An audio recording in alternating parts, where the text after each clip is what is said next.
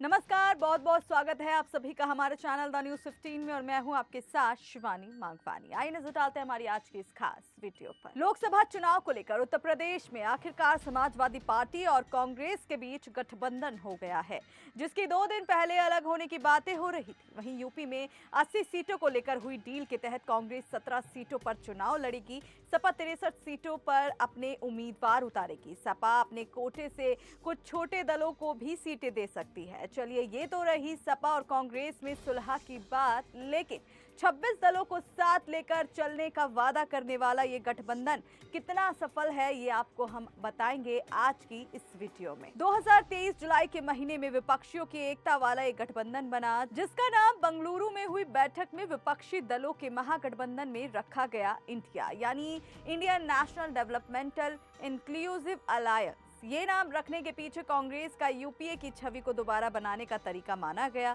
जिस पर भाजपा ने अक्सर भ्रष्टाचार के आरोप लगाए। वहीं बात करें इस गठबंधन के मौजूदा हालात की, तो वो कुछ ही महीने में कमजोर नजर आया। यानी जिस दावे और एनडीए सरकार को टक्कर देने के लिए बना, जिसमें कई सारी बातें की गई, दावे किए गए, एकता और भी बहुत कुछ, लेकिन ये गठबंधन तो कुछ ही महीने में बिखरता नजर आ रहा है। जी हां, इस गठबंधन में 26 विपक्षी दलों ने भाजपा नीत एनडीए को चुनौती देने के लिए शुरू किया, लेकिन अब ये गठबंधन खुद ही टूटता नजर आ रहा है। जब मोदी लहर से देश 60 साल पुराने नेताओं के घोटाले उजागर होने लगे और वो जेल जाने लगे, तो मोदी को रोकने या कहीं टक्कर देने के लिए ये गठबंधन बना। अब ये बन तो गया, पर ये 7 महीने में पैदा होने वाले बच्चे की तरह है, जो कि सांस लेगा या नहीं इसका कुछ नहीं पता है। क्योंकि इस गठबंधन की हालिया स्थिति देखें तो वो जो तस्वीर कुछ महीने पहले नजर आई थी इस गठबंधन की, अब वो पूरी तरह से धुंधली नजर आ रही है। क्योंकि जैसे जैसे लोकसभा चुनाव नजदीक आ रहा है, वैसे वैसे एकता बुनियाद पर बना ये गठबंधन पूरी तरह खोखला नजर आ रहा है। बात इस गठबंधन की करें तो शुरुआत नीतीश कुमार से करते हैं। इंडिया गठबंधन अपनी शुरुआत के 6 महीने बाद ही बिखरता नजर आ रहा है। इस दिशा में सबसे ताजा झटका क्षेत्रीय नेता नीतीश कुमार हैं, जिन्होंने बिहार में सत्तारूढ़ गठबंधन को छोड़कर बीजेपी का दामन थाम लिया। नीतीश कुमार ने अब से मात्र 18 महीने पहले अपनी पार्टी के साथ बीजेपी के नेतृत्व वाले गठबंधन एनडीए से किनारा किया था। अब बीजेपी नीतीश कुमार की पार्टी जनता दल यूनाइटेड के साथ मिलकर बिहार की 40 लोकसभा सीटों को जीतने की कोशिश करेंगे। भारत की राजनीति में दल बदल कोई नई बात नहीं है, लेकिन नीतीश कुमार की ओर से मिले इस झटके ने कई लोगों को हिलाकर रख दिया, क्योंकि उन्हें एक वक्त इंडिया गठबंधन के पीएम उम्मीदवार के रूप में देखा जा रहा था। बात नीतीश पर ही खत्म नहीं होती। गठबंधन से जुड़े 2 अन्य दलों आम आदमी पार्टी और टीएमसी के नेता अरविंद केजरीवाल और ममता बनर्जी ने भी इंडिया गठबंधन से किनारा कर लिया। वहीं इस बात को दूसरे शब्दों में कहें तो पंजाब और पश्चिम बंगाल में सीट बंटवारे को लेकर संभावना नहीं जताई जा रही है। इस गठबंधन में ये सब एक ऐसे वक्त पर हो रहा है जब मोदी बेहद मजबूत स्थिति में नजर आ रहे हैं। बीजेपी ने दिसंबर में ही छत्तीसगढ़, राजस्थान और मध्य प्रदेश जैसे अहम हिंदी भाषी राज्यों के विधानसभा चुनावों में धमाकेदार अंदाज में जीत दर्ज की है।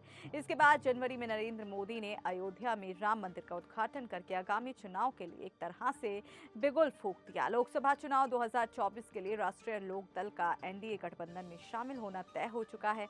10 दिन पहले पार्टी के अध्यक्ष जयंत चौधरी ने खुद इसकी पुष्टि की थी। इससे पहले भी उन्होंने बीजेपी के साथ जाने के लिए कई संकेत दिए थे। हालांकि अब तक बीजेपी की तरफ से इस बारे में कोई आधिकारिक बयान नहीं आया है।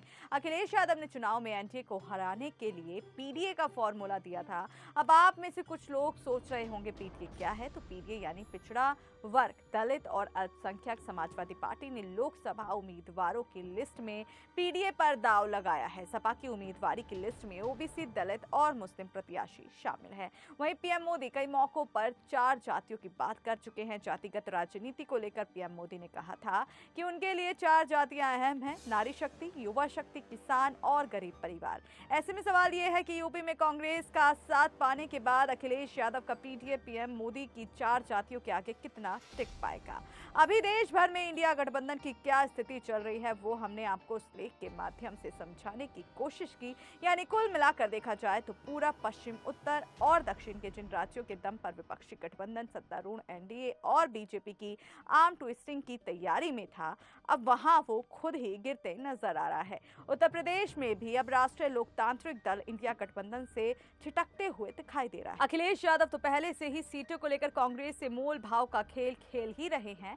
वहीं आम आदमी पार्टी से भी पंजाब और दिल्ली में गठबंधन को लेकर कांग्रेस के क्षेत्रीय नेता नाखुश हैं। यानी इंडिया गठबंधन के साथ फिलहाल तो सब कुछ सही नहीं दिख रहा है, और ऐसा तब है जब चुनाव में बस चंद दिनों का ही वक्त बाकी है। तो आप बताइए, आप किस तरीके से देखते हैं इस पूरी वीडियो को, और आपकी क्या राय है कमेंट बॉक्स में जरूर दीजिएगा। साथ ही ऐसी वीडियो पाने के लिए हमें सब्सक्राइब भी कर दीजिएगा।